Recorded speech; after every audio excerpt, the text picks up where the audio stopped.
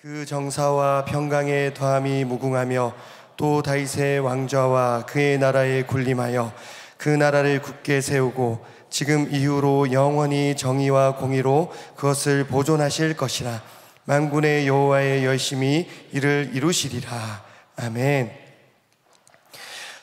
이 본문의 말씀으로 우리 청년부 교육자들이 나누어서 4인 4심이라는 주제로 제목으로 나눔과 또 찬양과 기도의 시간을 갖고자 합니다. 지난주에 대학부 교육자님들이 5명이 경배와 찬양 시간을 했습니다. 그리고 제가 지난주에 설교로 선포를 했죠. 우리는 그렇게 안 할 거라고. 우리는 우리 나름대로 또 은혜의 시간을 준비하고 있다고. 네, 이 시간 제일 첫 타자, 청년대학부 교육자들 중에서 제일 예쁜 김은혜 목사님께서 난 참 요나처럼 살았어요 라는 제목으로 우리 나눔하실 텐데 우리 박수로 맞이하겠습니다.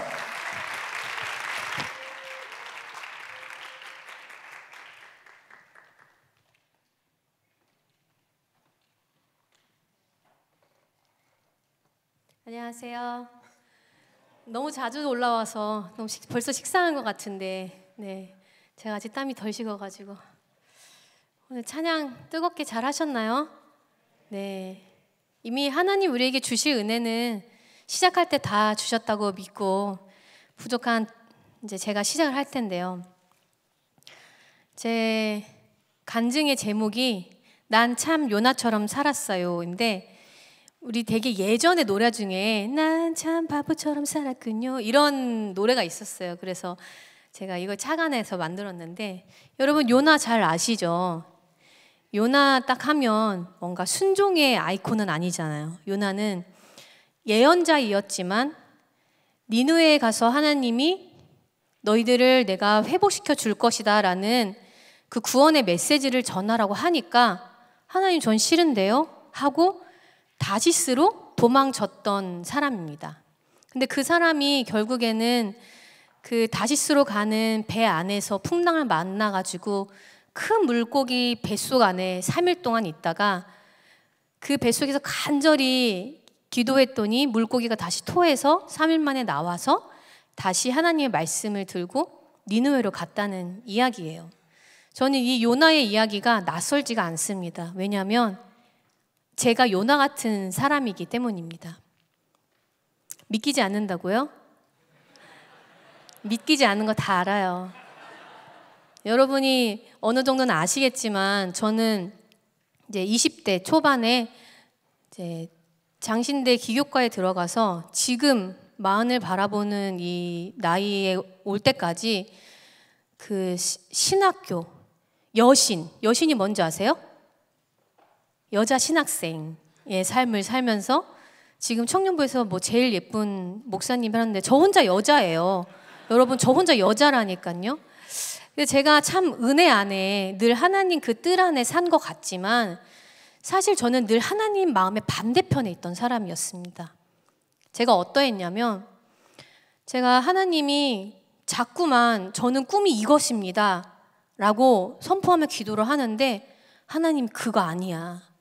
너는 내 일을 해야 돼. 자꾸만 얘기를 하시는 거예요. 제가 그때 재수생 때였어요. 그때 꿈이 막 부풀어서 어떤 꿈을 가지고 있었냐면 하나님 저는 외교관이 돼서 선교사님들을 돕는 사람이 되고 싶어요 라고 기도를 했어요. 그래서 열심히 꿈을 품고 정치외국학과 갈 수 있는데 다 찾아가지고 공부를 하는데 너무 성적 커트라인이 높은 거야. 그래도 믿음으로 하나님 꿈을 주셨으니까 되게 하시겠지 이런 마음으로 막 열심히 기도하는데 공부도 나름 열심히 했어요. 근데 성적이 오르지 않는 거예요. 그리고 제가 뭘 선택을 했냐면 그래 이거는 내 힘으로 안 된다. 기도하자 해서 엄마랑 매일 밤 저녁마다 청계산 기도원에 가서 기도하기 시작했어요. 막 부르짖었어요. 하나님 한 번만 붙여주시면 주여 한 번만 되게 저 커트라인으로도 들어가만 해주시면 진짜 하나님 말씀 잘 듣고 살게로 기도했어요. 근데 그럴 때마다 하나님은 내 뜻은 그게 아니야 라고 하시는 거예요. 그리고 제가 울며 겨자 먹기로 하나님 저는 신학과는 못 가요. 너무 짜증나요 하나님 이러면서 신학과 막 울면서 그러면 신학과를 피해가면서 하나님의 말씀에 순종하는 척 보이는 게 뭘까 해서 들어간 게 기독교 교육과였습니다. 왜 웃죠? 아, 목사님 웃으셨나요? 죄송합니다. 네, 왜 웃으셨죠? 네. 저는 사실 기독교 교육에 어떠한 그 비전이나 목적함이 있어 들어간 건 아니었어요. 신학과를 피해가기 위해서 간 곳이 기독교 교육과였는데, 기독교 교육과가 딱 2개 있었어요. 우리나라 학교에 숭실대랑 장신대 있는데 제가 그 2개를 썼어요. 어떻게 됐을까요? 어떻게 됐을까요? 다 떨어졌다고요? 아니, 2개 다 붙었어요. 2개 붙어서 이제 저는 아싸 숭실대 가서 복수 전공 해가지고 도망가야지 했는데, 가족이 이제 논의가 열렸죠. 어디 학교를 갈 것인가. 근데 뭐 어른들이 모두 다 목사님 당연히 장신대 가야지, 교단이 있는 학교에 가서 제대로 공부해야지 이러시는 거예요. 그래서 또 울무 교정맞기로 막 원서내로 막 이제 갔는데, 그렇게 해서 기독교 교육과에 들어갔지만 저는 4년이 죽을 만큼 싫었어요. 왜냐하면 너무 재미가 없었고, 하나님이 가라고 하시니까 제가 갈게요는 했지만 이 요나의 심정처럼 도망갈 궁리만 했기 때문에 그 4년의 시간이 결코 행복하지가 않았어요. 근데 생각해보니까 학비 낸 게 너무 아까운 거예요. 그래서 공부가 하기 싫으면 뭐라도 하나 해야지 해서 제가 2개를 열심히 했는데, 하나는 이제 학술부에 들어가서 전국 뭐 기교과 연합 뭐 그런 대회가 1년에 한 번씩 열리는데, 그때 저희들이 막 연구한 주제를 가지고 발표를 하는 데가 학술부였는데, 그 학술부 하나 있고, 또 하나는 저희 학교 기도탑이 있거든요. 그 기도탑에 열심히 다니자, 이 2개의 마음으로 가지고 다녔어요. 그러면서 제가 기도탑에 다니면서 기도를 정말 열심히 했는데, 첫 번째 기도 제목이 이거였어요. 하나님, 저는 졸업할 때까지 전도사하고 싶지 않습니다. 저를 맨 마지막에 전도사 시켜주세요 라고 얘기했는데, 그리고 나서 한 학기가 흘리고 하나님은 어떻게 하셨냐면, 저를 어떤 이상한 선배가 자기 선교 간다며 자기 교회에 저를 데려다 놓고 필리핀을 떠나버렸어요. 그래서 저는 1학년 2학기 때부터 사역을 시작하게 됐습니다. 제가 1번으로 사역을 시작하게 됐어요. 저는 마지막 꼴등으로 시켜달라고 하나님께 얘기했는데, 하나님은 저를 1등으로 전도사 시켜주셨어요. 할렐루야. 그때 50만 원 벌며 생활비, 핸드폰비, 책값, 뭐 교통비 다 하면서 제 나름대로 이제 하나님 은혜를 주셔가지고 이렇게 다녔는데, 4학년이 되니까 또 갈등이 오는 거예요. 하나님, 전 신대원은 못 가요. 저는 목사도 되고 싶지 않고, 더 중요한 건 사모는 더 되기 싫어요. 왜냐하면 그때 저희 기독교 교육과 별명이 뭐였냐면 사모과였어요. 사모과. 신학과 남자들 만나서 결혼한다고 사모과인데, 제가 속으로 뭐라고 했더니, 하나님, 제가 사모 되려고 지금까지 공부한 줄 아세요? 너무 못됐죠? 너무 못됐어요. 근데 여러분 아시듯이 제가 지난달에 사모님이 되었어요. 할렐루야. 아멘. 할렐루야. 하나님 살아계십니다. 하나님의 열심히 이기셨습니다. 제가 비로소 선포할 수 있어요. 제가 그렇게 기도해요. 하나님, 제가 목사 되면 목사 됐지 사모는 절대 못 돼요 했어요. 왜냐하면 제가 본 사모님의 모습은 어떠했냐면, 늘 말없이 기도하시고 목사님 옆에서 정말 내 이름 석자 없이 사는 게 사모님 인생이라고 생각하거든요. 그러면 속마음에 또 하나님 차라리 목사가 낫겠어요. 근데 목사도 하기 싫어요. 왜냐하면 제가 봤던 여자 목사님의 삶이 그렇게 좋아 보이지 않았어요. 제가 하나님 은혜로 여기 서 있지만, 제가 그때 봤던 여자 목사님은 남자 부목사님을 따라다니며 신방하는 전도사님, 아니면 특수부서를 맡는 여자 목사님이 다였어요. 그래서 저는 하나님 나름의 비전이 있고 소망이 있는데 제가 왜 그렇게 살아야 돼요? 요나처럼 그렇게 기도했어요. 그러나 그 기도 끝에 하나님이 저에게 주셨던 건 뭐냐면, 신대원에 가라. 너무 명확하게 말씀하셔서, 그때는 네, 하나님, 제가 주님을 이길 수 없으니 가겠습니다 하면서 제 마음이 정리가 되고 열심히 여기까지 왔어요. 작년까지 열심히 이제 하나님이 주신 은혜로 살아왔는데, 문제는 뭐냐, 그 마지막 그 기도가 저를 낙담이라고 하기보다는 내 자신을 내려놓게 됐다. 그 사건이 종지부가 뭐였냐면 바로 저희 안집사님이 안전도사님이 된 사건인데, 제가 마지막 단 한 가지 목사랑 결혼하기 싫어서 선택한 게 집사님이었어요. 제가 평신도랑 결혼한 이유가 제 그 기도는 끝까지 지키고 싶은 제 아집 때문이었는데, 그렇다고 그 남편이 그 뭐 집사였고 뭐 목사가 아니어서 선택했다는 건 아니고 사랑해서 결혼했는데, 그 사랑이 나를 배신하고 그 하나님의 길로 자꾸만 인도하시는 그 하나님의 이상한 그 이끄심을 제가 본 순간 어떤 생각이 들었냐면, 제 20대부터 그 삶이 파노라마처럼 싹 지나오면서, 야, 지금 순종하지 않으면 나는 다시 물고기 뱃속에 들어갔다가 다시스로 갈 뻔한 니느웨로 가겠다는 생각이 들면서 남편한테 이렇게 얘기했어요. 여보, 할 거면 빨리 해. 지금도 빠르지 않아, 늦었어. 제 그 한마디로 공부를 시작하게 되었습니다. 제가 하게 한 건 아니지만 하나님이 하게 하셨지만, 제가 늘상 고백했던 하나님은 내가 기도하는 대로 들어주는 하나님이 아니라, 나는 이렇게 기도하는데 내 뜻은 여기야, 내 열심은 여기야, 네 열심은 저기니? 들어주시는 척하면서 하나님의 열심으로 저를 견인하시는 분이 저는 하나님이셨어요. 그래서 오늘 간증하라고 말씀하셨을 때 제가 뭘 할까 고민하다가, 이게 제 진짜 순도 100% 정말 날것의 기문회라는 것을 보여드리며, 여러분이 아무리 여러분의 뜻대로 여러분의 열심대로 기도할지라도 우리 하나님은 하나님의 열심으로 그분의 뜻을 이루는 하나님이신 줄 믿습니다. 그래서 여러분들의 해주고 싶은 말은 다 하나예요. 하나님 말씀하실 때 빨리 순종하세요. 우리 옆에 분과 얘기해 볼까요? 빨리 순종합시다. 빨리 순종하는 것이 복입니다. 아멘. 제가 마지막으로 여러분들과 부르고 싶은 찬양은 주께 붙들립니다 라는 찬양인데요, 제가 이 찬양을 이제 듣는데, 사실 간증 준비하면서 이 찬양 우연히 듣게 됐는데, 어떤 삶이 가장 은혜되고 행복한 삶일까 했을 때 주께 붙들림 받아 사는 삶이 가장 행복한 삶이라는 것을 제가 제 삶에서 고백하며, 우리 청년의 때 여러분들도 하나님께 붙들린 삶이 되시기를 축복합니다. 이 찬양으로 하나님께 마지막으로 찬양 돌리겠습니다.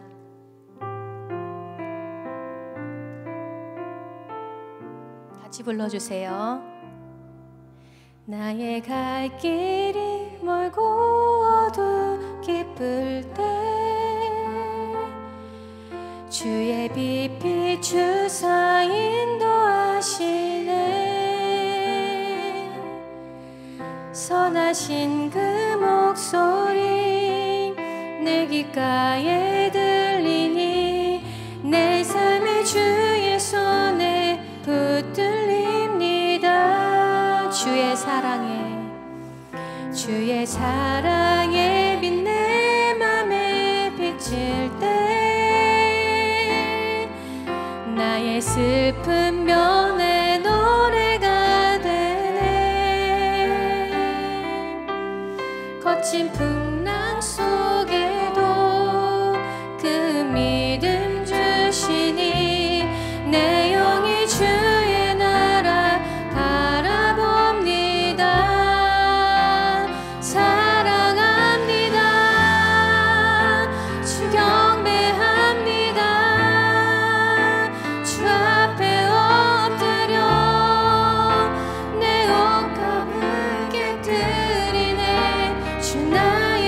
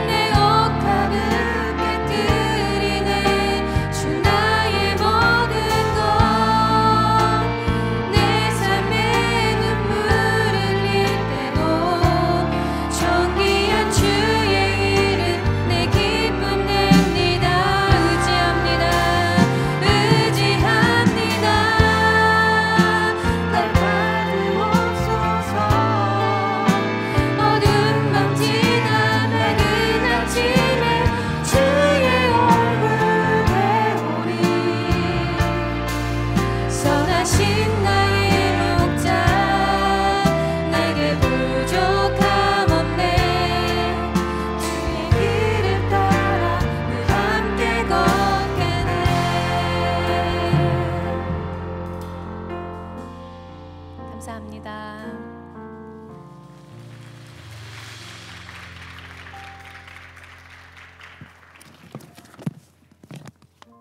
다음은 우리 박재원 전사님 나와주시겠습니다.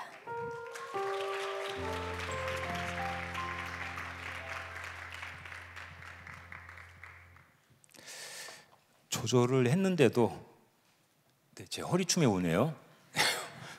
아니 지금 괜찮아요. 네, 감사합니다. 간증을 하라고 말씀하셨는데 저희 아이들이 교회학교에 지금 다니니까 갔다 와서 이렇게 얘기를 하더라고요. 아빠 왜 이렇게 수련회 같은 데 가면 아픈 사람이 이렇게 많아? 간증하러 오신 분들이 다 아팠던 분들이거나 뭔가 사연이 있었던 것 같은 그런 느낌이 들었습니다. 그렇지만 생각해 보니까 내가 어디 아픈 것도 아니고 저는 수련회 때만 아프잖아요. 그리고 특별하게 뭐 이렇게 늘 건강합니다. 건강하지만 목사님께서 말씀하셨듯이 한 지난주 이전부터 하나님의 열심에 대한 간증을 준비하라고 말씀하셨는데 정말로 마지막까지도 저는 하나님의 열심에 대해서 나의 간증이 무엇인가를 늘 계속적으로 별것 아닌 것 같은데 계속해서 고민을 하게 되더라고요. 그리고 오늘 토요일 새벽을 깨우고 나서 이제 마지막이다 하면서 워딩을 하기 시작했었습니다. 그런 이야기를 하려면 결국은 저에게 있어서 그 하나님의 열심이라는 간증을 이야기하기 위해서는 결국은 솔직하고 미숙한 나를 보일 수밖에 없구나라는 생각이 들어서 그런 고민이 있었지만 한번 이야기를 해보려고 합니다. 여전히 여러분 저는 그 아이가 96%잖아요. 100%인 분도 분명 임원단에도 있고 보긴 했는데 오늘 제 편이 돼준다고 한 친구들이 되게 많이 있어서 거기에 용기를 얻고 좀 이야기를 해보려고 합니다. 그 목사님한테 이제 하나님의 열심에 대해서 간증을 준비하라는 이야기를 들었을 때 저는 이렇게 시집을 잘 읽지는 않습니다. 그런데 앱이 있어서 이렇게 보게 된 시가 하나 있었는데 그 시가 저한테 되게 마음에 딱 와닿았어요. 이게 입자들의 스타카토라는 시인데요. 반짝임, 흐름, 슬픔이라는 부제를 가지고 있습니다. 최정래라는 분의 시인데 이걸 한번 제가 어떻게 부드럽게 낭독을 해볼까라는 생각을 해보는데 한번 낭독을 해보고 말씀을 드리도록 할게요. 이 시가 그냥 저의 기질과 맞닿아 있구나라는 생각을 저는 마침 하고 있었던 참이라서 그렇습니다. 제가 한번 읽어드리도록 하겠습니다. 이렇게 감정이 깔리고 네, 감사합니다. 반짝이는 것과 흘러가는 것이 한 몸이 되어 흐르는 줄은 몰랐다. 강물이 영혼의 몸이라면 반짝임은 그 영혼의 입자들. 당신은 죽었는데 흐르고 있고 아직 삶이 있는 나는 반짝임을 바라보며 서 있다. 의미가 있는 걸까? 의미가 없는 걸까? 무심한 경랑과 무차별 속으로 강물이 흘러간다. 네, 여기까지입니다. 지금 피아노 반주와 함께 오히려 되게 쓸쓸하잖아요. 이렇게나 슬펐던 시인가라는 생각이 하지만 맞습니다. 제 솔직한 속내에 저는 바로 이런 모습이었던 것 같다라는 생각을 해봅니다. 일단 하나님의 열심을 이야기하기 위해서 이야기해야 하는 저의 모습은 되게 시니컬합니다. 저는 되게 시니컬한 사람입니다. 잘 웃지 않아요. 아까 김은혜 목사님 오셔서 앞에서 막 이렇게 재밌는 이야기를 많이 해주셨는데 별로 이렇게 저는 웃음이 잘 나오질 않는 사람입니다. 웃음이 잘 웃지 않고 남들이 재미있다고 하는 것들에 대해서 별로 재미가 없어요. 여기까지 얘기하면 약간 사이코패스 같은 느낌이 들지만 그냥 그런 사람입니다. 많이 놀라지도 않아요. 그냥 관조하듯이 그냥 보고, 근데 심지어 그게 저 자신에게 대해서도 조금 그렇게 하는 것 같습니다. 어쩌면 미묘한 감정의 나의 미묘한 감정의 결을 이해받는다라고 생각한 적이 거의 없는 것 같습니다. 아주 어렸을 때부터 나의 감정이나 이런 감정선에 대해서 누군가가 나를 이해해 준다라고 생각한 적이 없었던 것 같습니다. 그냥 헛헛함과 서글픔, 그리고 나 자신도 이렇게 관조하듯이 바라보는 것이 삶에 대한 제 시니컬한 기본적인 모습입니다. 저는 그런 사람입니다. 다른 분들이 하나님의 열심을 말하고자 할 때 여러분 한 명 한 명에만 두고 봐도 팀장님, 그룹장님들만 하더라도 정말로 많은 간증을 해주실 수 있을 것 같아요. 여러분의 모습들 속에서 살아왔던 삶의 궤적 속에서 관통하는 하나님의 은혜에 대해서 분명히 말씀을 해주실 수 있을 것 같아요. 그런데 저에게도 물론 하나하나 하나님께서 몰아주셨고 이야기해 주셨고 또 들려주셨던 삶의 이야기들이 분명히 있을 것 같아요. 그런데 저는 하나님의 열심이 드러나는 나의 삶의 변곡점이 안 보이더라고요. 하나님을 만나서 하나님의 열심이 보여지게 되는 삶의 터닝포인트라고 이야기할 수 있는 것들이 저한테는 아직도 없는 것 같다라는 생각이 들었습니다. 하나님의 열심을 저의 삶에서 어떻게 목도할 수 있을지, 그래서 할 말이 없었던 거예요. 그래서 목사님께서 하나님의 열심에 대해서 간증을 하라고 하는데 뭐 하나가 있지라는 생각을 하게 되었던 것 같습니다. 저는 하나님의 열심이 저 자신에게는 보이지가 않았던 것 같습니다. 하나님께서 열심히 움직이시고 섭리하시고 경영하여 주시고 만져주시는 내 삶이라는 것을 뭔가 확연하게 드러나게 느낀 적이 없습니다. 제가 신학을 시작할 때도 너가 이렇게 해야 돼, 재현아 너 지금 이제는 신학을 해야 돼 라는 이야기, 아주 작은 세미한 음성도 저는 듣지 못했습니다. 저는 제 귀에 대고 하나님께서 그런 말씀을 해주시지 않으셨어요. 저는 그런 소리를 듣지 못했습니다. 부모님이 아프실 때 부모님의 건강에 대해서 기도를 하지만 하나님께서 그것을 낫게 해주실까? 라는 마음으로 제 마음속에는 그런 반쯤의 믿음과 기적을 바라면서 기도를 하고 있었던 것도 같습니다. 보이지도 않고 만져지지도 않는 하나님의 열심, 그게 제가 느끼고 있는 하나님의 열심이었습니다. 여러분은 삶에서 하나님의 열심을 이야기하고 간증할 수 있다는 것이 얼마나 있으실지 모르겠어요. 근데 솔직한 저는 하나님의 열심을 그렇게 직접 나의 삶에서 만져지고 목도할 수 없었다라고 생각을 합니다. 여러분은 그럴듯한 하나님의 음성을 들어보신 적 있나요? 하나님께서 정말 이거라고 명확하게 보여주신 선이 있었는지라고 한번 묻고 싶은 생각이 있습니다. 그런데 하나님께서는 약간 무심한 듯 그냥 그렇게 있는 나 말고도 정말 저에 대해서 중요한 또 소중한 은혜를 주신 것이 있습니다. 그거는 약간 다른 사람하고는 조금 더 다르게 아주 작고 소소한 것들을 살피고 알아볼 수 있게 하는 은혜를 주신 것 같아요. 그래서 다른 사람들은 잘 알아채지 못하는데 어떤 사람의 감정이 마음에 막 느껴지기도 하고, 혹은 아이와 같이 지나가다가도 가만히 앉아서 그 어떤 작은 것들에 대해서 작게 살피고 갈 수 있기도 한 것 같습니다. 그래서 저는 결국은 처음에 생각이 들었던 것을 계속 이야기할 수밖에 없지만, 저의 하나님의 열심을 느끼는 것은 대단하지 않는, 뭔가 하나님께서 그럴듯하다고 나에게 보여주시지 않은 저의 일상을 통해서, 정말 작고 소소한 일상을 통해서 저는 하나님의 열심을 느끼고 있습니다. 그리고 그 열심을 느끼면서 제 삶의 감동에 가면서 오늘 이 자리까지 온 것 같습니다.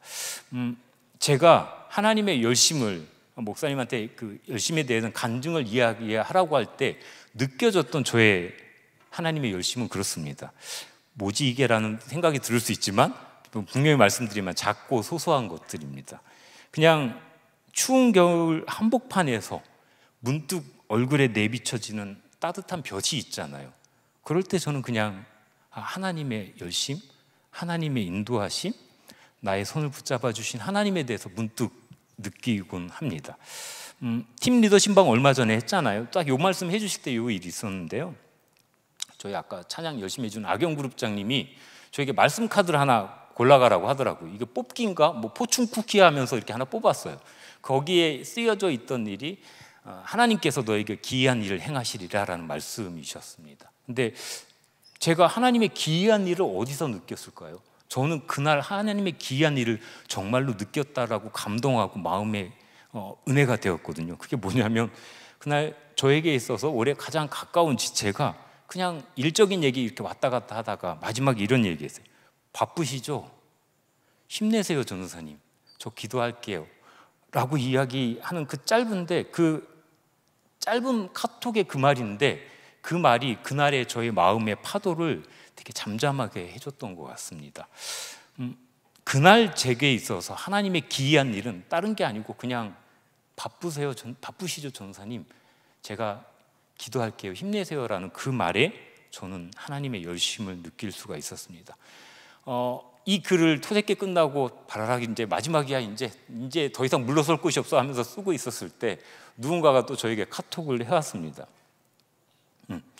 되게 존경한다고, 좋아한다고, 이렇게 입에 발린 소리를 하나라고 생각을 하고 있었는데, 그 친구가 오늘 하루의 매 순간이 따뜻하게 채워졌으면 좋겠다고 하는 말에 저는 그냥 살짝 혼자 잠깐 울어볼까 고민을 하면서 잠깐 아무도 없으니까 잠깐 그럴까라는 생각을 해보면서 살짝 울컥하고 그렇게 지나갑니다.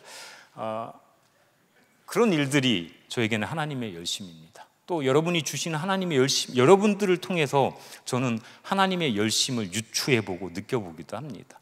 예를 들면 아버님이 소천하시고 나서 어느 팀장님과 2시간여 가까이 서로 얼굴을 쳐다보지 않았던 것 같아요. 얼굴 쳐다보지 않고 계속 그 그룹원의 이야기들만 계속했던 것 같아요. 그렇지만 그 팀장님이 저에게 전해주시고자 하는 하나님의 열심, 하나님의 은혜, 위로는 저에게 그날 되게 충분하게 느껴졌던 것 같습니다. 그래서 저에게 있는 하나님의 열심은 때로는 무언가 가만히 있는 것도 하나님의 열심이구나라는 생각을 해봅니다. 따뜻한 햇살에서 저 예쁜 아이들이 있잖아요. 사랑하는 사람의 눈을 가만히 들여다보는 것도 저에게는 하나님의 열심이 될 수 있습니다.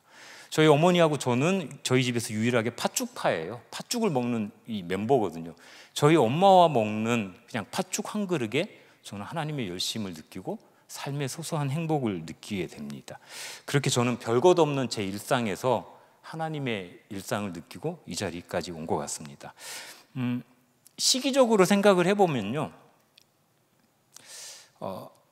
지금이 하나님의 열심을 가장 많이 경험하고 있는 때인 것 같습니다. 무엇에든지 의미를 찾지 못해요.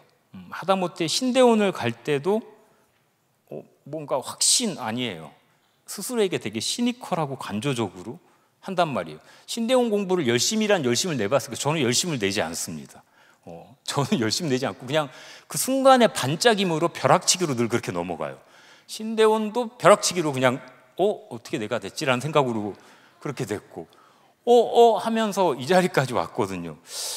최선을 다한 열심으로 뭔가를 그렇게 오래 하지 않았습니다. 왜냐? 저한테는 그럴 만한 의미가 보이지 않으니까요. 좋은 직장을 가도 그곳에서 한 1년 있어 보니 그 다음에 행보가 저는 눈에 보이고 거기서 삶의 의미를 찾을 수 없어서 뭔가 다른 것을 해보고자 또 나왔고 계속해서 그런 과정들 속에서 있었던 것 같습니다. 그런데 지금은요, 제 삶에 있어서 가장 진중한 때를 보내고 있는 것 같습니다. 때로는 잠을 줄여서라도 정말 잠 줄여서 다니고 있는 것 같습니다. 매일 집에 늦게 들어가죠. 왜 그럴까요? 리더 보고서를 보면서 얼굴은 보면서 잘 모르는데 이렇게 누르면 튀어나오는 공부한 사람들이 많이 있습니다. 리더 보고서 보면서 한 명 한 명 그렇게 기도의 제목을 보고 그렇게 청년을 만나고 그 사람 앞에서는 가끔 안 우는데 또 뒤돌면 혼자 좀 마음이 그래서 잠깐 눈물을 보일 때도 있습니다. 왜 그럴까요? 좀 오글거리는 말 잘하거든요. 그래서 말하자면 좋아하니까요. 사랑하니까요. 가끔 제 아내가 제 집에 가서 막 뭔가 계속 일을 하고 있으면 이제 그만했으면 좋겠어라고 이야기할 때가 있어요. 그런데 계속 그렇게 할 수 있는 게 왜 그럴까요? 제가 일이라고 느껴서 그럴까요? 아니요. 내가 좋아하고 사랑하는 사람들을 위한 일을 하고 있어서 저에게는 그게 마음에 되게 울림이 된다라고 생각을 해봅니다. 그렇게 무언가 오래 할 수 없고 의미를 가져가지 못하는 사람인데 지금 벌써 청년부에서 3년째를 낳고 있습니다. 이렇게 긴 시간 동안 이렇게 긴 호흡으로 이렇게 열심을 다해 할 수 있는 것이 바로 하나님의 열심 덕분이고 열심 때문이라고 믿습니다. 여러분, 저는 여전히 보이지 않습니다. 저는 여전히 만져지지 않습니다. 저도 여러분하고 똑같이 줄 기도회 때 만져지게 해달라고, 분명한 선이 보이게 해달라고 눈물로 기도할 때도 있습니다. 하나님의 음성을 들은 적도 없습니다. 저희 어머니는 저하고는 완전 결이 달라서 홀리하고 신비로운 은사를 많이 가지셨거든요. 근데 저는 전혀 그렇지 않습니다. 그러나 인생의 허무와 서글픔이라는 그 기조 속에서 작은 일상과 여러분이라는 사람들을 통해서 오늘의 저를 살게 하는 것 같습니다. 그것이 저에게는 보이지 않는 기적이고 하나님의 열심이라고 생각을 해봅니다. 그래서 키워드를 잡았는데 키워드가 없는 데 있다잖아요. 맞습니다. 하나님의 열심은 저에게는 분명하게 드러나는 것은 없습니다. 그런데 하나님의 열심은 분명히 나의 삶에 여전히 있구나, 존재하구나라는 생각을 해봅니다. 자, 여기까지 하고요. 제가 보통 2페이지 쓰면 1시간은 갈 수 있는데요. 이쯤에서 이제 마무리하면 좋지 않을까라는 생각을 해봅니다. 요즘 제가 원래 잘 쓰는 말 중에 하나가 여전하다라는 말을 잘 써요. 그래서 뭔가 이야기하고 기도의 제목을 나눌 때도 그렇습니다. 여전한 하나님의 은혜라고 이야기할 때도 많이 있습니다. 왜요? 나의 상황이나 여러분의 상황, 현실, 관계 이런 것들은 늘 달라집니다. 나의 마음가짐도 늘 달라집니다. 그런데 나에 대한 여전한 하나님의 은혜와 사랑은 아직도 여전하구나, 아직도 이렇구나라는 것을 늘 생각을 해보게 되거든요. 그래서 그 여전한이라는 단어가 2번이나 들어가는 찬양입니다. 평상시에 잘 불러보지도 않았는데요. 근데 문득 이 이야기를 해야 된다고 생각을 하니까 이 찬양을 같이 여러분과 나누어 보고 싶습니다. 주님을 바라봅니다라는 찬양이에요. 같이 한번 찬양해 봤으면 좋겠습니다.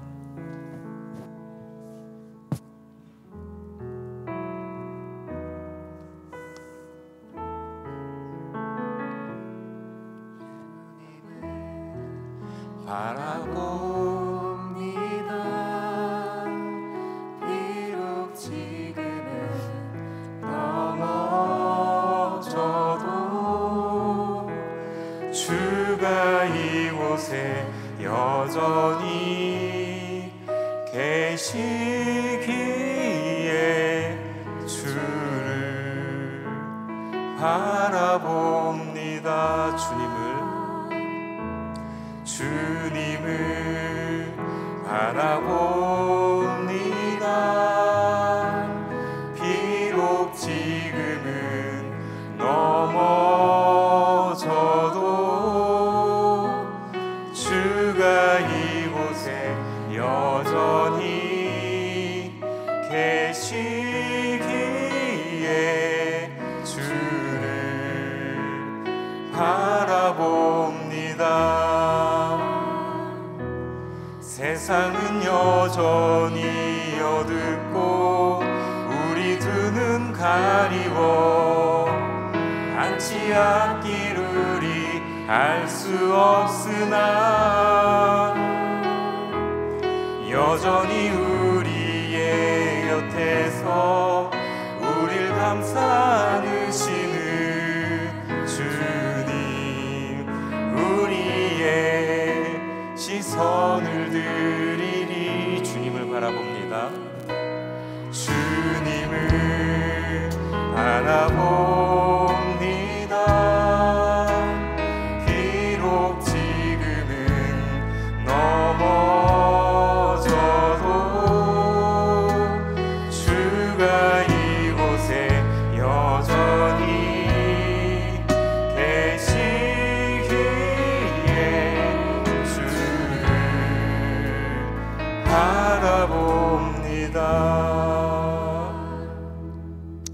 네, 감사합니다. 다음 순서로는 저하고는 180도 다른 에너지를 가지고 계신 우리 영광 김영광 목사님을 나오셔서 말씀해 주시겠습니다.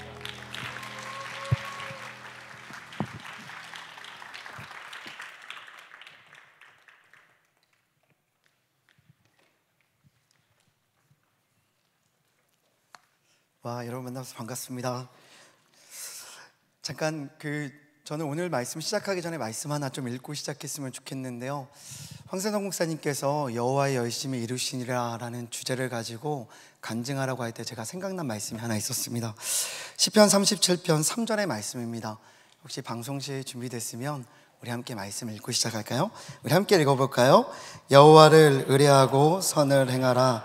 땅에 머무는 동안 그의 성실을 먹을거리로 삼을지어다. 아멘. 혹시 여러분은 최선을 다한 후에 면접관 앞에 서거나 시험지 앞에 서본 적이 있으십니까?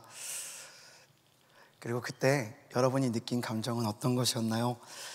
진짜 동화책에 묘사되는 것처럼 최선을 다하고 나서 면접관 앞에 서고 나니까 정말 나의 실력과 나의 존재가 월등히 높아져서 아주 기분 좋게 면접 보셨나요? 아니면 시험지 앞에 딱 서니까 그곳에 있는 사람들 중에 내가 제일 잘난 것 같이 느껴져서 당당하게 기분 좋게 시험을 치고 나오셨나요? 저는 사실은 그런 경험들을 하기보다 언제나 제 나름 최선을 다했음에도 불구하고 면접장 앞에 서거나 시험지 앞에 설 때면 주변에 너무나 잘나고 똑똑한 분들이 많아서 제 자신의 초라한 모습에 실망하고 절망하며 주님께 손을 내밀며 주님 제발 좀 도와주세요 라고 부르짖었던 적이 더 많은 것 같습니다. 오히려 제 나름 제가 최선을 다한 후에 면접장에 설 때면 제 스스로를 더 초라하게 느끼는 순간이 많았던 것 같습니다. 아까 박재원 전사님 얘기하다 제가 사실 깜짝 놀랐는데, 신대원 들어올 때 우리 재원 전사님은 굉장히 반짝 공부를 했다고 하잖아요. 저는 제 나름 진짜 2년 동안 재수를 하면서 최선을 다해서 공부했거든요. 진짜 최선을 다했습니다. 정말 최선을 다했는데 와, 저는 들어가는 게 너무 어려웠어요. 김은혜 목사님도 저는 가기 싫어요 했는데 숭실대, 장신대 다 합격했네, 어디 갈까 이랬잖아요. 저는 막 제 나름 진짜 억척스럽게 공부를 해도 매번 떨어지는 인생을 사실 더 많이 살았던 것 같습니다. 그래서 저는 하늘 위에 하늘이 있다는 것을 아는 사람입니다. 제 나름 진짜 노력해서 이 정도면 나 좀 올라온 것 같아 라고 할 때 그 주변에 저랑 존재적으로 더 높은 사람들, 진짜 더 빼어난 사람들을 많이 보고 살았던 것 같습니다. 누가 그러더라고요. 서울대학에 들어가도 대원외고 출신들이 따로 있고 가천외고 출신들이 따로 있다고요. 근데 목회자들의 세계에도 이런 일은 비일비재한 것 같습니다. 정말 출중해도 너무나 출중한 목사님들, 학벌뿐만 아니라 정말 그 인격과 신앙에 이르기까지, 심지어 가문과 사역 경력에 이르기까지 제 나름 제가 몸부림쳐도 참 좋은 목사님이다, 비빌 수가 없다라고 느껴지는 분들을 참 많이 저는 제 삶에 경험하며 살았던 것 같습니다. 그래서 저는 어딘가 운 좋게 들어갈 때도 제가 잘나서 이곳에 들어온 것이 아님을 누구보다 진실하게 고백하는 사람입니다. 또 반대로 떨어지는 순간에는 사실 부족한 저에겐 당연한 일이고, 저보다 월등히 훌륭하신 분들이 그러한 실패 가운데서도 다시 도전하는 모습을 보며 부끄러운 제 자신을 다잡곤 합니다. 지금부터 2년 전 제가 대전에서 사역을 하고 있을 때 일입니다. 당시 제가 섬기는 교회는요, 조그만한 동네 교회였습니다. 그래서 매일 새벽마다 성도님들을 모시고 차량 운전을 해야 했고, 또 매주 수요일 새벽 기도회와 금요일 새벽 기도회 말씀을 담당하고 있었습니다. 또 당연히 크지 않은 조그만한 시골 교회였기 때문에 교구를 섬기면서 동시에 부서를 담당해야 했습니다. 그나마 교회에서, 여러분 놀랍게도 제가 당시 교회에서 가장 어렸습니다. 교육 전도사님들이 저보다 훨씬 더 나이가 많으셨기 때문에 제가 가장 어린 관계로 청년부와 그리고 청소년부를 담당하게 됐습니다. 그래서 매주 주일에는 2편의 말씀을 준비해야만 했습니다. 문제는 그때 제 안에 정말로 하나님에 대한 타는 듯한 목마름이 있어 매주 월요일마다 숭실대학교에 올라와, 우리 김은혜 목사님이 선택하지 않았던 그 숭실대학교에 올라와 THM 공부를 하고 있었다는 사실입니다. 그래서 제 삶의 스케줄은 그 당시 꽤나 퍽퍽했습니다. 물론 명성교회 오니까 만만치 않습니다. 여러분, 진짜 주님. 그 당시에도 제 삶의 스케줄은 정말 꽤나 퍽퍽했습니다. 월요일이 되면 새벽기도 차량 운행을 끝마치고 교회 차량을 대전역에 파킹한 후에 곧바로 서울에 올라와서 오전에는 학교에서 내준 과제를 그때부터 학교 수업 시작하기 전까지 1시까지 막 했습니다. 그리고 1시부터 10시까지 수업을 들은 이후에 대전에 내려오면 거의 12시가 다 됐습니다. 그러면 재빨리 자고 일어나서 우리 권사님들 차량 운행을 해야 됐고, 화요일이 되고 나면 화요일 새벽기도 차량 운행을 끝내고 화요일 저녁이 되고 나면 수요일 새벽기도회를 준비해야만 했습니다. 그리고 나면 목요일 저녁이 다가오고, 목요일 저녁이 되면 다음날 있을 금요 새벽기도회를 말씀을 준비한 후에 잠을 청해야만 했습니다. 당연히 토요일 저녁이 되면 다음날 주일 설교 말씀을 준비한 후에 강단 위에 올라서야 했습니다. 그래서 당시 저는 토요일이 되면 설교를 2편이나 준비해야 되는 관계로 굉장히 예민해졌고, 퇴근 후 서재에 들어가서 특별한 일이 없는 한 그 방에서 나오는 일이 없었습니다. 돌이켜보면 그 당시에 제가 예를 들어 주일을 한 10번 보낸다고 하면 그 중에 정말 부끄럼 없이 한 9번에서 8번은 단 10분도 자지 않고 밤새 말씀을 준비하다가 주일날 교회에 출근했던 것 같습니다. 그렇게 아내와 어린 아들을 나몰라라 하고 책상에 앉아 말씀을 준비하던 토요일 어느 날, 갑자기 쨍그랑, 아니요, 사실 더 정확하게는 펑, 무언가 터지는 듯한 소리가 들렸습니다. 저는 그 순간 무슨 일이 일어났음을 직감했고 방에 뛰어나가서 부엌으로 뛰쳐나가 무슨 일이냐고 물어보았습니다. 근데 저는 상황을 보자마자 단번에 저에게 주어진 상황을 이해할 수 있었습니다. 제 아내는 어린 제 아들을 안고 있었고, 아내의 발바닥인지 발가락인지 흥건이는 아니지만 누가 봐도 확실히 조그만한 피가 나고 있었습니다. 그리고 바닥에는 싸구려 도자기 물컵의 손잡이 일부를 제외한 거의 모든 부분이 완전히 박살나 진짜 모래알이 막 지면에 퍼진 것처럼 흰색 가루가 반짝이고 있었습니다. 저는 서둘러 화장실에 가서 수건을 깔고 아내에게 빨리 안방에 들어가서 발에 약 바르고 선재랑 피해 있으라고 이야기했습니다. 그리고 그 후에 모래알처럼 흩어져 있던 그 작은 깨진 컵 그릇 조각들을 쓸고 닦기 시작했습니다. 저는 그때 싸구려 사기 그릇들이 한 번 깨지면 정말 무슨 폭탄이 터지는 것처럼, 여러분 혹시 싸구려 사기 그릇 깨보신 적 있으세요? 저는 그때 처음 깨봤거든요. 그 이케아에서 파는 물컵이었는데, 흰색 도자기 물컵이었는데 한번 바닥에 아시는 분이 있네요. 뚝 떨어뜨리니까 진짜 무슨 모래알이 퍼진 것처럼 막 정말 완전 산산조각이 나서 정말 부엌 밑에 한가득이었습니다.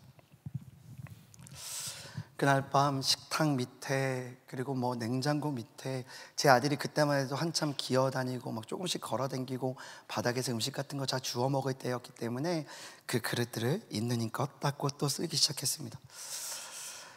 한참을 쓸고 한참을 닦는데 진짜 놀랄 정도로 제가 생각하지도 못한 공간에서도 그 유리 사기 그릇 조각들이 모래알처럼 묻고 또 묻기 시작했습니다. 토요일 밤이었기 때문에 다음날 설교 준비도 많이 해야 되고, 저도 사실 제 마음 같아서 빨리 설교 준비를 하고 단 10분이라도 자고 싶었기 때문에 제 마음이 너무나 조급해졌습니다. 그렇게 한참 부엌 밑에 쑥으려고 앉아서 닦고 또 닦는데 그러한 제 자신이 너무나 무력하고 비참하다는 느낌이 들기 시작했습니다. 그리고 바로 그때 오늘 우리가 아까 함께 읽었던 시편 37편 3절의 말씀이 떠올랐습니다. 여호와를 의뢰하고 선을 행하라. 땅에 머무는 동안 그의 성실을 먹을거리로 삼을지어다. 순간 이 말씀이 떠오르면서 제 마음에 진짜 위로가 됐습니다. 그래, 내 힘으로는 할 수 없지. 저는 제가 아무리 열심히 쓸고 닦아도 제 아들의 건강마저, 우리 아들의 안전마저 지킬 수 없는 무력한 아버지라는 사실이 그 안에 깨달아졌기 때문입니다. 그러면서 동시에 이 말씀이 제 안에 위로가 되었습니다. 그것은 바로 나는 이렇게 무력하고 연약해서 우리 아들 발바닥 다치지 않게 유리 조각조차 완벽하게 치울 수 없는 존재지만, 아무리 쓸고 닦아도 계속 나오니까요, 나는 이렇게 무력한 존재지만 하나님께서 우리의 삶에 먹을거리가 돼서 우리 아들을 지키시고 보호하실 거라는 마음의 확신이 들었기 때문입니다. 그래서 저는 식탁 아래서 무릎을 꿇고 정말 간절히, 하나님, 이제 주님께서 우리 가정을 지켜달라고, 이 무능하고 무력한 아버지 대신 하나님께서 우리 아이들을 지켜주시고 제 아내를 지켜달라고 기도한 후에 서재로 돌아갔던 기억이 납니다. 그렇게 저는 그날 밤 자유를 노래할 수 있었습니다. 오늘 여호와의 열심을 이루시리라 라는 황대성 목사님께서 이러한 주제로 간증을 해달라고 하셨을 때 제가 떠올랐던 사건은 바로 이런 거였습니다. 돌이켜보면 우리는 모두 당장 오늘 이 예배를 마치고 이 예배당에서 1층에 내려가는 그 순간조차 안전하게 발목 삐지 않고 내려갈 것이라고 확신할 수 있는 사람은 우리 중 아무도 없을 것입니다. 그러나 우리의 삶이 이토록 연약하고 무력하다고 해서 비참하거나 슬프지만은 않습니다. 왜냐하면 이 모든 일에 우리보다 더 성실하시고 열심을 가지사 우리를 지키시고 보호하시는 하나님의 열심이 있기 때문입니다. 오늘도 성실하시고 전능하신 하늘 아버지께서 저와 여러분을 대신해서 일하시고 협력하고 계시기 때문입니다. 혹시 여러분들 중에 인생의 깨진 유리컵 조각들을 치우느라 분주한 분들이 계십니까? 스스로의 안녕과 안전을 보장받기 위해 애쓰고 힘쓰는 분이 계십니까? 우리 모두 주님의 성실하심을 믿으며 살아갑시다. 그분의 열심이 결국 우리의 삶을 이루실 것이기 때문입니다. 이 시간 짧게 우리 함께 찬양하고 마쳤으면 좋겠습니다. 제가 어떤 찬양하면 좋을지 제가 찬양을 잘 몰라서 고민하고 있을 때 목사님께서 추천해 주신 곡인데 오늘 이 찬양 함께 나누었으면 좋겠습니다. 주의 인자는 끝이 없고 함께 찬양하겠습니다. 주의 인자는 끝이 없고 그의 자비는 무궁하며 아침마다 새롭고 늘 새로우니 주의 성실이 크니라. 성실하시 한 번 더 찬양할까요? 주의 인자는 주의 인자는 끝이 없고 그의 자비는 무궁하며 아침마다 새롭고 늘 새로우니 주의 성실이 크니라. 성실하신 주님. 이제 황대성 목사님 나와주셔서 마지막 마무리 말씀해 주시겠습니다.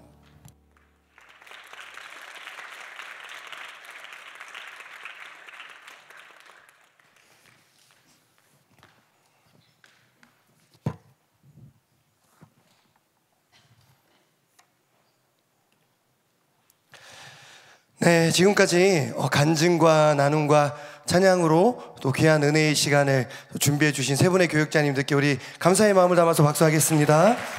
감사합니다. 고맙습니다. 네, 그 하나님의 열심이라는 주제로 동계 수련회를 준비하고 있습니다. 수련회를 앞두고 청년부는 어떤 식으로 수련회 가기 전 마지막 토요일 예배, 뉴송 예배를 준비하면 좋을까 고민을 하다가 평소에는 세 분의 교육자님들의 말씀을 우리가 잘 접하기가 어렵잖아요. 그래서 또 이 기회에 짧지만 좀 나눌 수 있으면 좋겠다, 그런 마음으로 준비했습니다. 좋으셨죠? 네, 저는 밑에 있으면서 벌써 수련회 같은데? 수련회 가서 한 분 한 분의 이야기를 듣는 것 같은 그런 기분이 있었습니다. 여러분들께도 의미 있는 시간이 되었기를 바라고 저도 살짝만 이야기를 나누고 또 찬양과 기도의 시간을 갖겠습니다. 제가 원래 그 임원단 티셔츠 똑같이 스머프 같은 옷, LA 다저스 같은 옷, 저거 주니치 드래곤 같은 비슷한 느낌으로 옷을 입었었는데 이 티셔츠는 그 준비위원 티셔츠입니다. 그래서 준비위원 중에 한 지체가 목사님 사이즈 찾았다, 나 열심히 찾았으니까 입어라. 그 열심을 바라보고 예배 직전에 갈아입고 올라왔습니다. 왜 황대성 목사만 또 뭐 다른 색깔 해주냐, 그게 아니라 준비위원 티셔츠라는 것 말씀드리고, 저는 굉장히 창의적인 제목으로 잠시 나누겠습니다. 나의 외로움이 주를 부를 때. 네. 장필순 좋아하십니까? 네, 나의 외로움이 주를 부를 때라는 제목으로 오늘 이 시간의 제목을 4인 4열심으로 하려다가 4인 4심으로 잡고 이런 시간을 보내고 있습니다. 하나님의 열심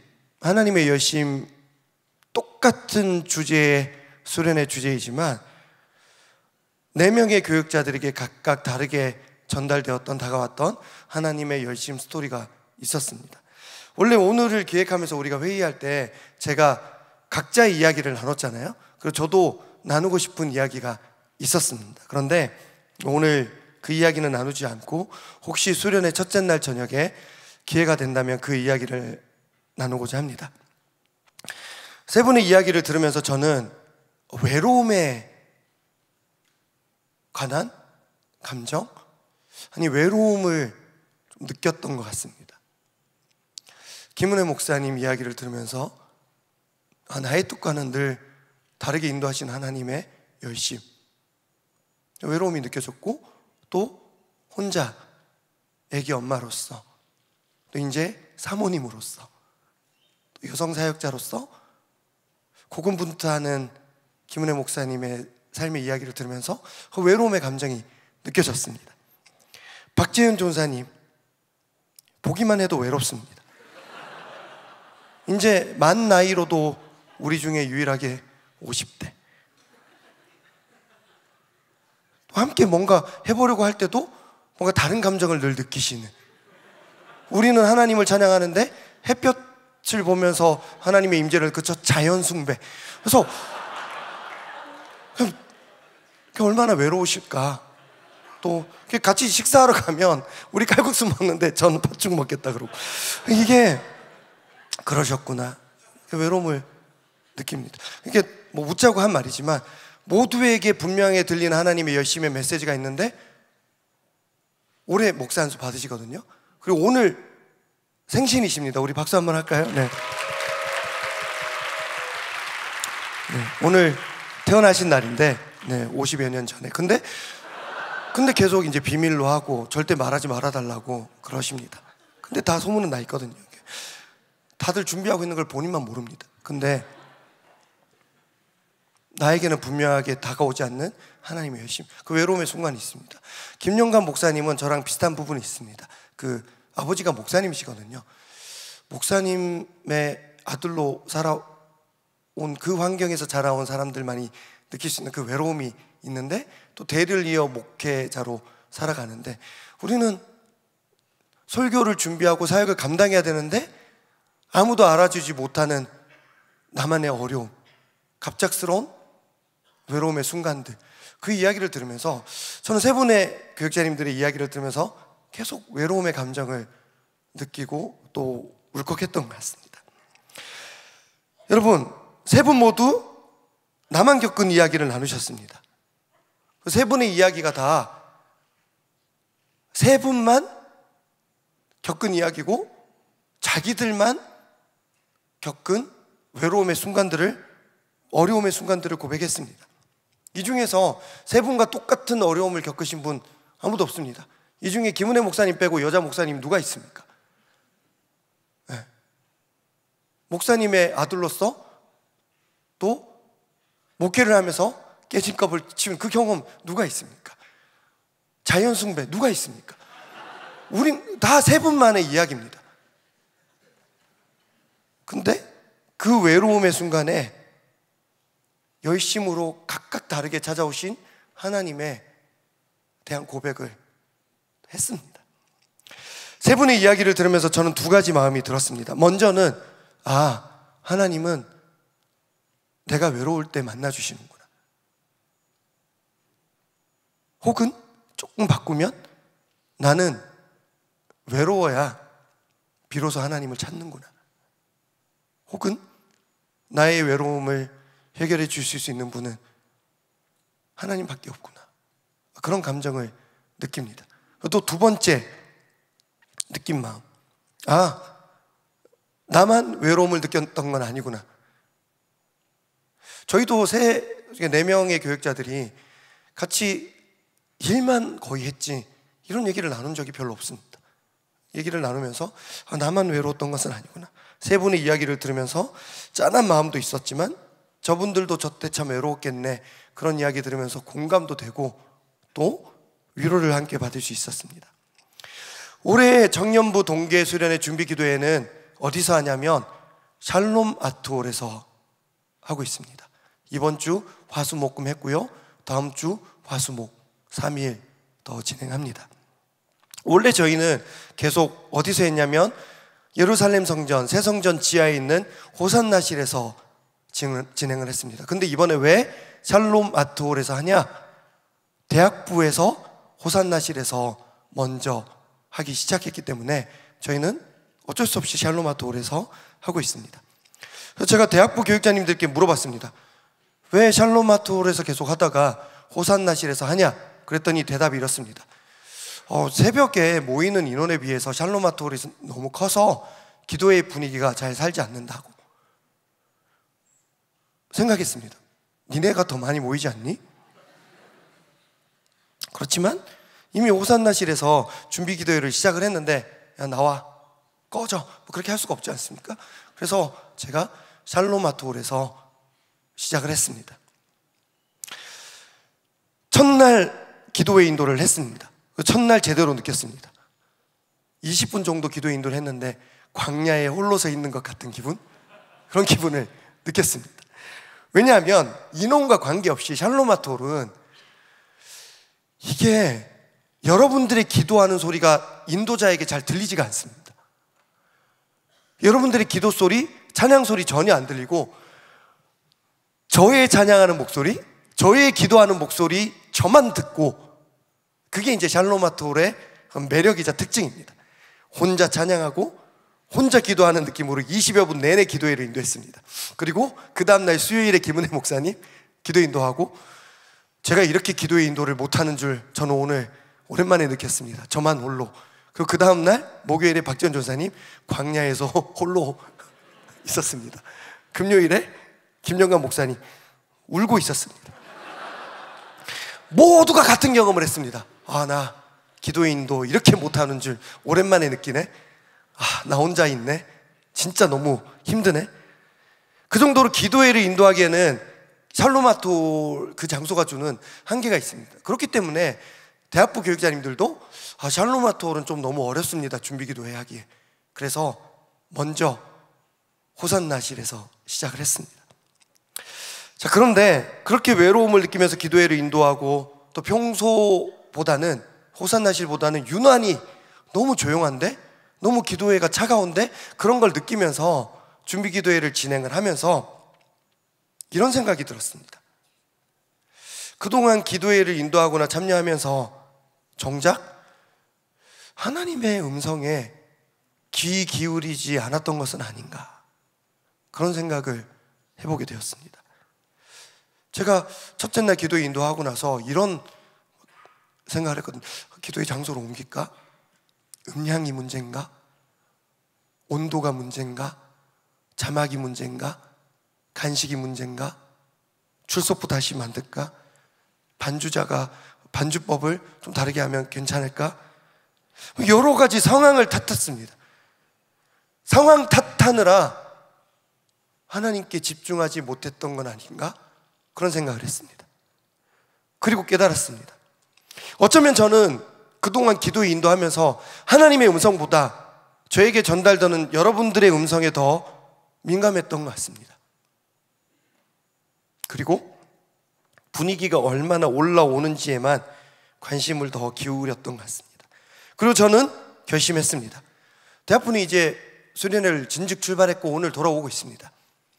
대학부가 호산나실을 비웠지만 그럼에도 불구하고 다음 주에도 남은 화수목 샬롬 아트홀에서 계속 이번 동계 수련회 준비 기도회를 진행하기로 결정을 했습니다.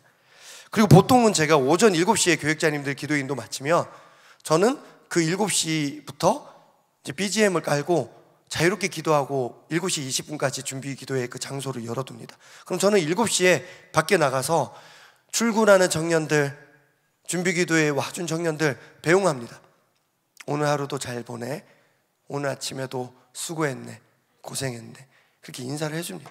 그러면 거기서 힘을 얻는 청년들이 또 있었던 것 같기도 합니다. 저도 힘을 얻고.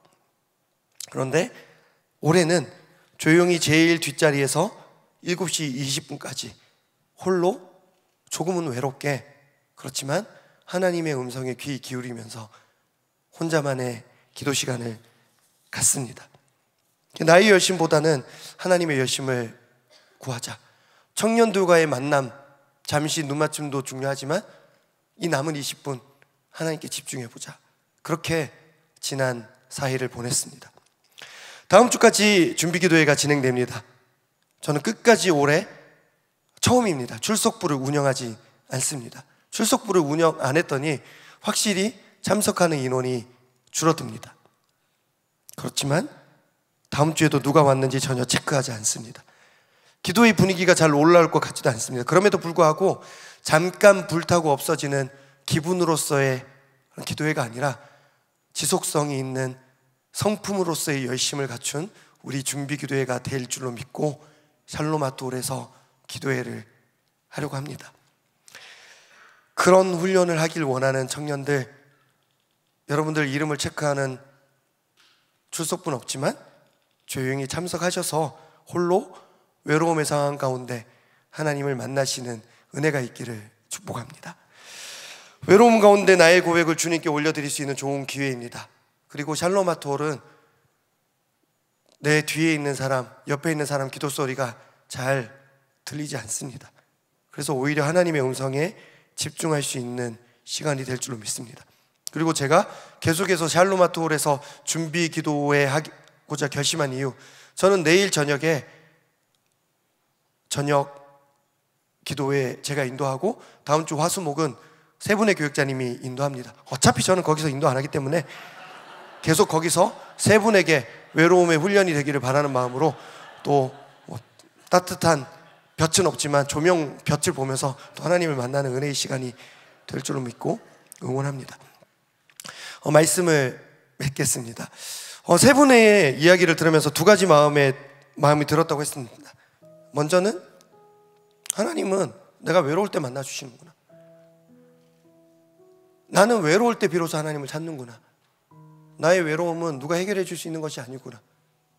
하나님만 해결해 줄 수 있는 것이고, 때로는 하나님도 나의 외로움을 외면한 것 같은 상황이 늘 있구나. 또 한 가지 마음, 나만 외로운 것은 아니라는 것입니다. 교육자님들의 고백이 공감이 되기도 하고 짠하기도 했지만 그게 나에게 위로가 되기도 했습니다. 다들 저렇게 사는구나. 나에게만 주어진 상황이 아니구나. 교육자님들마다 그 외로움의 상황, 깨어짐의 상황 벗어나는 은혜가 있었습니다. 사랑하는 우리 청년 여러분들께도 그 외로움을 벗어나는 은혜가 있기를 축복합니다. 그러면서 저는 오늘 한 찬양을 여러분들께 소개하고자 합니다. 대학부 수련회 주제 찬양은 베드로의 고백이라고 합니다. 그리고 베드로의 고백이라는 찬양을 참 열심히 부르는 걸 봤습니다. 근데 저는 이번 수련회 때 이 찬양 한 곡은 여러분들 기억 속에, 마음 속에 남기를 바라는 마음으로 이 찬양을 들고 섰습니다. 샬롬 아트홀에서의 우리의 준비기도회, 나 한 사람의 고백, 또 오늘 4인 4심 한 사람 한 사람의 교육자의 고백이 우리의 기도가 될 줄로 믿고 나아가기를 원합니다. 나만 겪는 문제인 것 같으나 사실은 우리 모두가 함께 겪는 외로움인 줄 여러분들 기억하시고 너무 외로워하지 마시고 너무 무너지지 마시기를 부탁드립니다. 외로움의 상황에서 오히려 주님을 더 바라보기를 결단하고 우리 함께 찬양하겠습니다. 나에게 주어진 모든 상황이 버거워 포기하려 할 때 주께서 새기신 부르심 기억하네. 내게만 보이신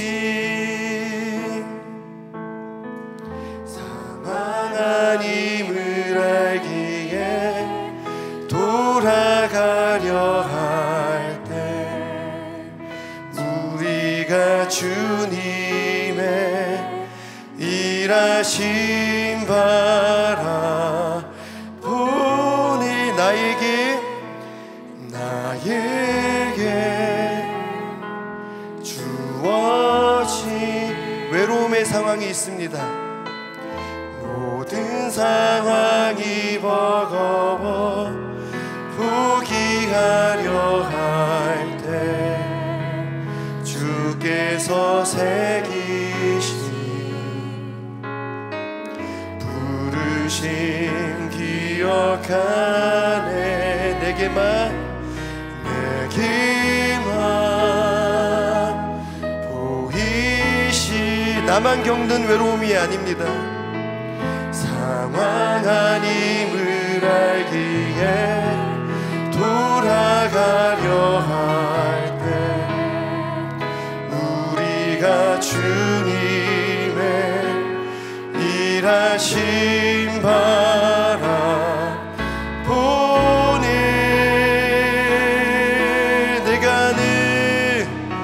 내가 하는 고백이 모여 우리가 하는 기도가 되어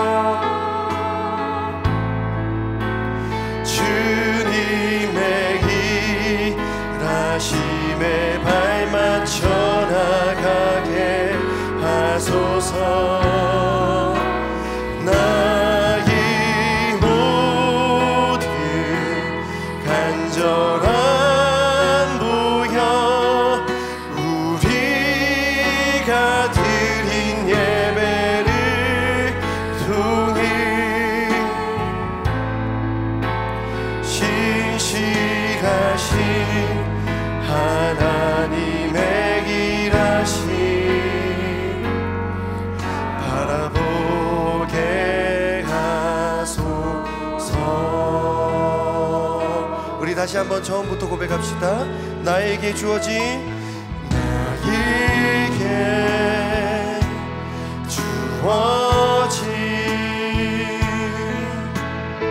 모든 상황이 버거워 포기하려 할 때 주께서 새기신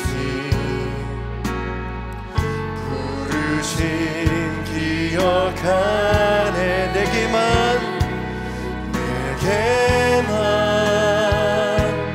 보이시.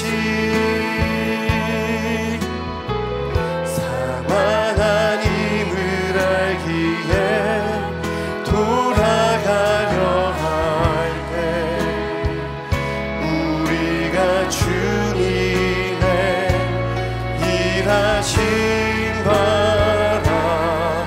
바라보니 나에게 주어진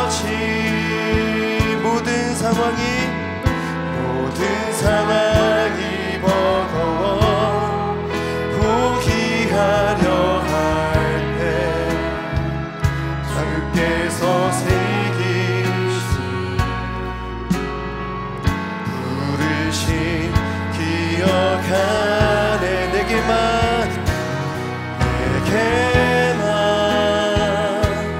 보이시. 상황 아님을 알기에 돌아가려 할 때 우리가 주님의 일하심 바라보니 내가 하는 고백이 모여 우리가 기는 기도가 되어 주님의 일하심에 발맞춰 나가게 하소서. 나의 모든 간절한 부여 우리가 드린 예배를 통해 신실하신 하나님의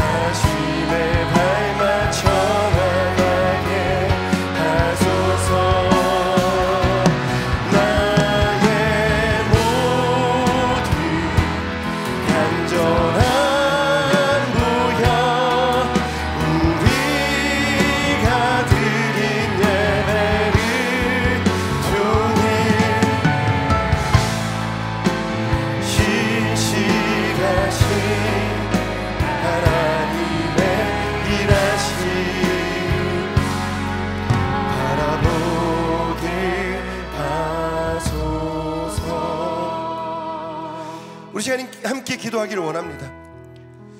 저에게 있어서 최근에 외로움이라는 주제가 찾아왔습니다. 내가 저 사람의 외로움을 해결해 줄 수 있을까? 난 분명 사랑하는데 도움이 되고 싶은데 나는 아무 쓸모가 없구나. 그리고 누군가의 외로움을 보면서 저도 외로움을 느끼고, 그러면서 이 외로움의 순간에, 어려움의 순간에, 고난의 순간에 바로 그때가 하나님을 만나야 할 때이구나, 그런 하나님의 응답을 저는 받았습니다. 우리 시간 함께 기도할 때 하나님, 나만 누리는 것 같은, 나에게만 허락된 것 같은 외로움의 상황이 있습니다. 하나님, 그 순간 하나님을 만나게 하여 주시옵소서. 나의 열심은 바닥을 쳐도 외롭다고 고백만 해도 나에게 찾아오시는 하나님을 만날 수 있는 은혜를 허락하여 주시옵소서. 하나님, 나만 외로운 것이 아님을 오늘 교육자님들의 간증을 통해서 우리가 누릴 수 있었습니다. 하나님, 이번 수련회를 통해서 우리 공동체가 함께 일어나는 시간 되게 하여 주시옵소서. 우리 시간 3번 주님을 부르고 기도하겠습니다. 주여, 주여, 주여.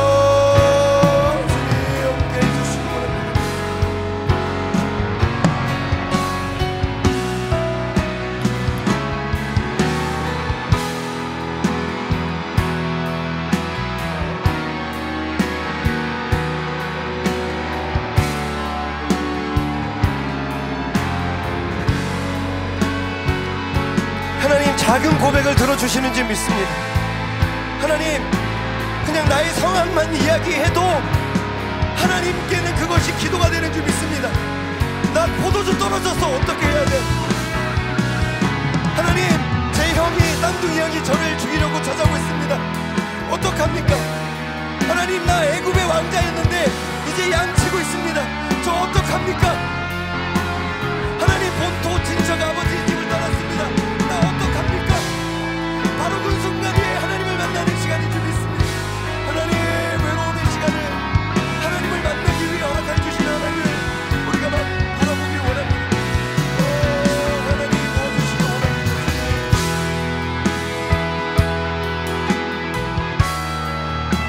네,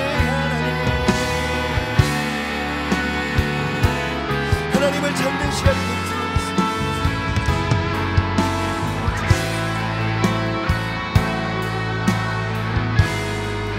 우리 시간 수련회를 생각하면서 우리 한 번만 더 기도하겠습니다. 외로움에 대한 이야기를 나누었는데 이런 생각이 들었습니다. 아, 정작 나의 외로움에 집중하느라 기도회의 순간에도 나는 하나님을 외롭게 했구나. 응답해 주시지 않는 하나님을 원망하고 내 뜻과 다른 하나님의 인도하심을 원망하고 진짜 힘든데 더 큰 어려움을 왜 허락하셨을까? 하나님 원망하고 기도는 안 하고. 바라기는 이번 동계 수련회 우리만 외로움에서 벗어나는 것이 아니라 우리 청년부를 통해서 하나님이 외롭지 않으셨으면 좋겠습니다. 열심으로 우리와 늘 함께 동행하시는 하나님이 아, 명성계 청년부 나와 함께하고 있구나, 하나님께서 그것을 느끼시고 동행하시며 기뻐하시는 수련회가 되어야 할 줄로 믿습니다. 하나님께 영광 돌리는 수련회가 되어야 할 줄로 믿습니다. 우리 그런 수련회 되게 해달라고 우리 한 번 더 주여 3번을 읽고 기도하겠습니다. 주여, 주여, 주여. 하나님, 우리가 나를 위해서 수련회를 하는 것이 아니라 하나님께 영광 돌리는 수련회가 되어야 할 줄로 믿습니다. 하나님, 나의 하나님, 나의 하나님, 나의 하나님, 주께 갑니다. 오, 나의 주님, 주님.